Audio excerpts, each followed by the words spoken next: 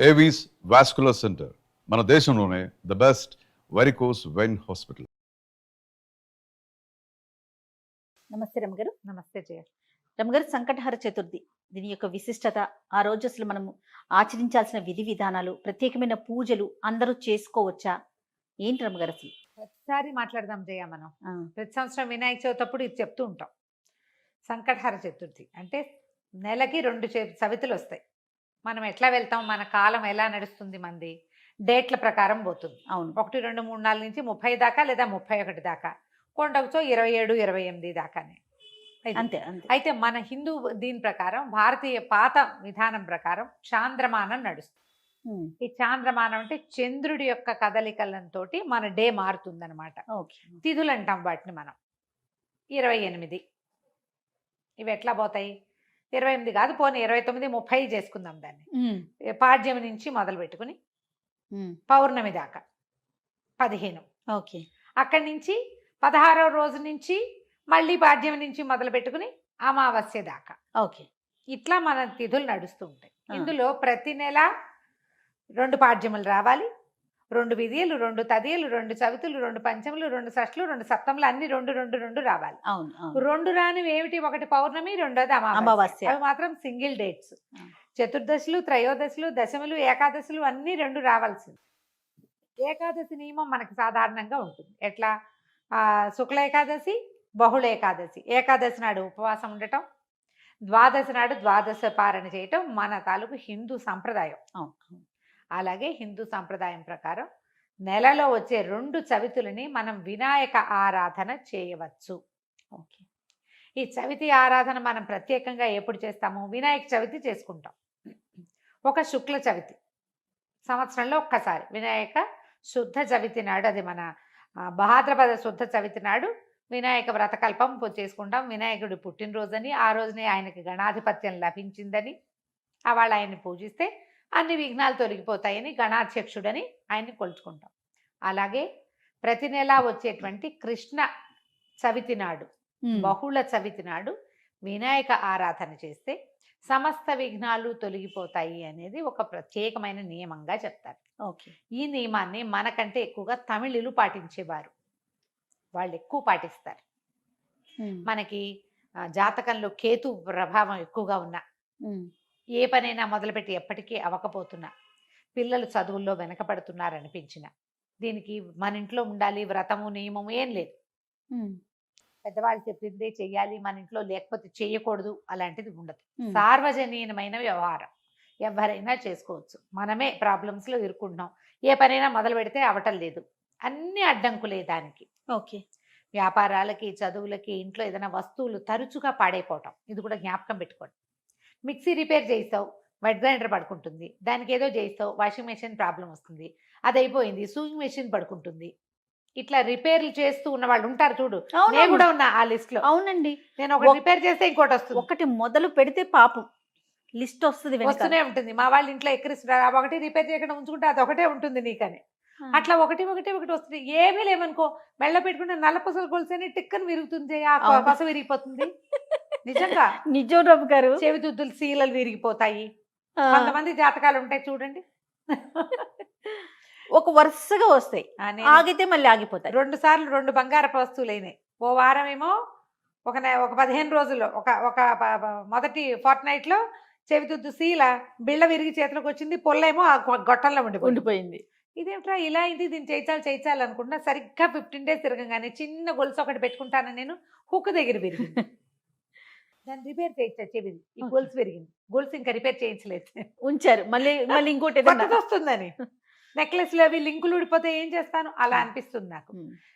ఇలాంటి వాళ్ళు వీళ్ళందరూ సంకటహర చతుర్థి చేసుకోవచ్చు. సంకటహర చతుర్థి చేసుకుంటే బిజినెస్లో ఇబ్బందులు, చదువుల్లో ఇబ్బందులు, చిన్న చిన్న ప్రమాదాలు, ఇళ్లలో ఏ పని అనుకున్నా అవకపోటాలు, వీటన్నిటికీ సమాధానంగా ఉంటుంది. జాతకాల్లో అయితే మాత్రం కేతువు తాలూకు ప్రభావం ఉన్నప్పుడు, కేతువుతోటి ఇబ్బందులు పడుతున్నప్పుడు, గ్రహస్థితుల్లో కేతు ఉన్నప్పుడు కూడా మనం ఇది చేయమని చెప్తారు. ఏదైనా ఇంటి ప్రయత్నం చేస్తున్నప్పుడు ఆగిపోతుంది, అప్పుడు కొన్ని వారాలు మొక్కుకుని మనం కొన్ని నెలల పాటు చవితులు చేసుకోవచ్చు. ఈ చవితి చేసుకోవడానికి పెద్ద విశేషమైన చేత ఏమీ లేదు. సింపుల్ వినాయక పూజే. ఓకే. దీనికల్లా పగలు ఉపవాసం, చుక్కలు కనపడ్డాక భోజనం. ఆ చుక్కలు కనపడ్డాక ఉండ్రాళ్ళు కుడుములు చేసి బియ్యపు రవ్వతోటి చేస్తాం కదా. అవును. అవో మీ ఇళ్లలో ఎలాంటి అలవాట్లు ఉంటే పాలతాకలే పెడతాం వినాయకుడికి అని మీకు అలవాటు అనుకో, పాలతాకలు పెట్టండి, మన అలవాటు ప్రకారం పెట్టుకోవచ్చు. కుడుములో ఉండ్రాళ్ళు ఆయనకి నివేదన చేసి నమస్కారం చేసుకుని చంద్రుని చూసి అన్నం తినేసేయచ్చు. పగలు ఉపవాసం ఉండే సంకష్టి అంటారు మహారాష్ట్రియన్స్, కన్నడిగులు బాగా బాగా ఎక్కువ చేస్తారే? ఉంటారు. బాగా ఎక్కువ ఉంటారు. మన వైపు తక్కువ, కానీ మన వైపు కూడా ఇప్పుడు కనపడుతున్నారు బాగా. నాకు కూడా అలవాటు ఉంది, మేము చేస్తాం. అంటే కమ్యూనిటీ వైజ్ గా చేస్తారా రమ్మగారు? అలా అట్లా ఏం ఉందా? ఉండదమ్మా, అలా ఏం ఉండదు. ఎవరైనా ఇది ఓ చేసుకుంటారు. పెద్ద పూజా హడావిడి ఏం లేదు కదా. అది ఏకాదశిలానే, ఏకాదశి లాగానే. కాకపోతే మనం వినాయకుడికి కొలుస్తాం ఇది ఇప్పుడు. సంకటహార చతుర్థి. మనకి కష్టాలు ఇబ్బందులు ఉన్నప్పుడు రుణ విమోచన గణపతి స్తోత్రం అని ఒక ప్రత్యేక స్తోత్రం ఉంది. ప్రణమ్య శిరసాదేవం గౌరీపుత్రం వినాయకం ఇలా స్టార్ట్ అవుతుంది. ఆ స్తోత్రం చదువుకోవచ్చు. అబ్బాయి అవేవి రావండి. సుముఖశ్రీగదంత్య కపిలో గజకర్ణికః మనకు వచ్చు కదా, అంతే. ద్వాదశ నామాలు అవి చదువుకోండి. వినాయకుడికి కొంచెం గరిక వాకిట్లో ఎక్కడైనా పెరళ్ళల్లో ఉన్న బాల్కనీ కుండీల్లో ఉంటే గరికని పెక్కకుండా ఉంచుతా నేను. ఆ వినాయకుడికి పెట్టుకోవచ్చు అని చెప్పి అవును, బుధవారం అవును. నాడు పెట్టచ్చులే అని. ఆ 2 గరిక పోచలు వినాయకుడికి సమర్పించడం, ఉండ్రాళ్ళు సమర్పించి నమస్కారం చేసుకోండి. ఇది చాలా మంచిది. మరి పసుపుతోటి వినాయకుడిని చెయ్యాలి అదేదో సిద్ధాంతంగా చెయ్యొద్దమ్మా. ఎంత సింపుల్గా అయినా చేసుకోవచ్చు. సాయంకాలం సమీపంలో ఉన్న ఏ దేవాలయంలోనే గణపతి చతుర్థులు చేస్తారు. అన్ని చోట్ల వినాయక ప్రతిష్ట ఉన్న ప్రతి చోట సంకటహర చతుర్థి పూజ చేస్తారు. వెళ్ళి గుళ్ళో పూజ చేయించుకోండి, హాయిగా ఇంటికి వచ్చి భోజనం చేయండి. అంతే. కుడుములు ఏమైనా ఉండి మీ గుళ్ళో వాళ్ళు ఒప్పుకుంటే, ఆ దేవాలయం పద్ధతిని బట్టి కదా, ఒప్పుకుంటే మీరే కుడుములు తీసుకెళ్ళి స్వామివారికి అక్కడ నివేదన చేసి అందరికీ ప్రసాదం పంచిపెట్టండి. వినాయకుడికి ఒక చిన్న బెల్లం ముక్క నివేదన పెట్టడం ఒక అలవాటుగా చేసుకోండి. మనకి ఇలాంటి సమస్యలు ఉంటే కనుక తప్పకుండా కొంచెం బెల్లం నివేదన పెట్టడం, వినాయకుడి కోసం ఒక దీపారాధన చేయటం, దీపం పెట్టుకోవటం, దీపం పెట్టగానే వినాయకుడికి సంబంధించిన శ్లోకం చదువుకోవటం, ఓ బెల్లం ముక్క ఖచ్చితంగా నువ్వు పళ్ళు పెట్టు, పాలు పెట్టు, అవి ఏమైనా పెట్టుకో, వినాయకుడికి బెల్లం ముక్క పెట్టాలి. ఇలా నివేదన పెడితే మనకి చాలా సమస్యలు తీరుతాయి.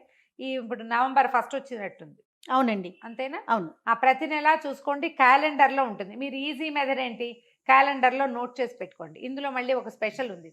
మంగళవారాలు గనక ఈ చతుర్థి వస్తే చాలా విశేషం. అంగారక చతుర్థి అంటారు దాన్ని. అది చాలా విశేషమైంది. అది ఎక్కువ సమస్యలు తీరుస్తుంది, ఇంకా ప్రాబ్లమ్స్ తీరుస్తుంది. దీనివల్ల బ్రహ్మాండం బదలైపోయి వానికి ఏదో వస్తుందని కాదు, కొన్ని జాతకపరమైన సమస్యలు తీరుతాయి. ఏ పనులు కానప్పుడు మనకు ఒక శాంతిగా ఉంటుంది. మనం ఈ పని చికాకు చేస్తే. తగ్గినా చాలు కదా చాలు. అమ్మగారు. చికాకు ఏదో తగ్గినా వచ్చి మీద పడక్కర్లేదు. జస్ట్ మనకు ఉన్న ఆ చికాకు, ఆ బాధ, మనసు శాంతిగా ఉంటే అదే చాలు. అదే చాలు, అంతకంటే ఇంకేం ఆటోమేటిక్ గా అక్కర్లేదు. సమస్యలు పరిష్కారం అవుతాయి. అవును, అలా చేసుకోవచ్చు. మంగళవారం చతుర్థి వచ్చిందనుకో ఇంకా కంఫర్టబుల్గా ఉంటుంది. ఒక 40 చేయొచ్చు. ఇవి 40 చేయొచ్చు, 21 చేయొచ్చు, 5 నేను 7 లెక్క పెట్టుకుని కూడా చేస్తా. ప్రతి నెల సంకటహర చతుర్థి నాడు పొద్దున్నే మా అక్కయ్య నేను ఒకళ్ళు గుర్తు చేసుకుంటాం ఇవాళ చతుర్థి అని. ఓకే. జ్ఞాపకం చేసుకుని మా ఇద్దరికి అలవాటు ఉంది. నాకు కొంచెం వినాయక ఇవి కూడా ఎక్కువ కదా, ఎక్కువ శ్లోకాలు చదువుకుంటాను నేను. చిన్నప్పుడు చదువుకున్న తొండమున ఏకదంతమును కూడా చదువుతారు రోజు నేను. నాకు అది అలవాటు. ఎవరి అలవాట్లు వాళ్ళవి కదా. మీరు అలవాటు చేసుకోండి. ఏదైనా ఇలాంటి సమస్యలు ఉన్నప్పుడు ఇట్లా చేసుకోవచ్చు. ఇది కొన్నాళ్ళు చేసి మానేయచ్చా లాంటి ప్రశ్నలు వస్తాయి ఎంతసేపు. కొన్ని వారాలు నియమంగా పెట్టుకోండి, కొన్ని నెలలు, ప్రతి నెల సంకటహర చతుర్థి చేయాలి. 2 సార్లు సంవత్సరం 2 సార్లు వస్తుంది కదా. మీరు కృష్ణ చతుర్థి మామూలు చతుర్థి కూడా చేసుకోవచ్చు. లేదా నేను సంకష్టే చేస్తాను అంటే కనుక సంకష్టులు మాత్రమే చేసుకోవచ్చు, సంకటహర చతుర్థి మాత్రమే చేసుకోవచ్చు. ప్రతి నెల చేస్తే ఇప్పుడు సంవత్సరం చేద్దామని మొక్కున్నాం అనుకోండి, 12 అవుతాయి. ఒకవేళ మధ్యలో ఒక నెల పీరియడ్ వచ్చింది, ఆడవాళ్ళకి సమస్యలు వస్తాయి, ఇంకోసారి మళ్ళీ మొదలు పెట్టక్కర్లేదమ్మా, కంటిన్యూ చేసుకోవచ్చు. దీనికి మీరు ఈజీ మెథడ్ ఏంటంటే, ఇప్పుడు స్మార్ట్ ఫోన్లు వచ్చినాయి కాబట్టి స్మార్ట్ ఫోన్లో చూసుకుని పెట్టుకోండి డేట్లు.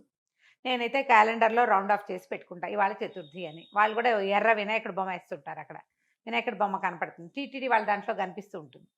సో గుర్తుపెట్టుకుని ఆ రోజున మీరు చేయవలసింది ఏంటి, వినాయకుడికి సంబంధించిన స్తోత్రం చదువుకోవటం, 2 గరిక పోచలు తెచ్చి వినాయకుడికి సమర్పించడం, కొంచెం కుడుములో ఏవైనా నివేదన చేయటం, పగలు ఉపవసించి చంద్రుడు కనపడ్డాక దండం పెట్టుకుని భోజనం చేయటం చేసి చూడండి. మీకు చాలా ఇబ్బందులు తొలుగుతాయి. పెద్ద విశేషంగా ఏదో మాత్రం కాదు, మంచిది. మీకు ప్రధానమైనది ఏంటంటే ఇబ్బందులు తొలుగుతున్నట్టు కనపడుతుంది కనీసం. అది రైట్ అమ్మగారు. నమస్తే. నమస్తే జీ.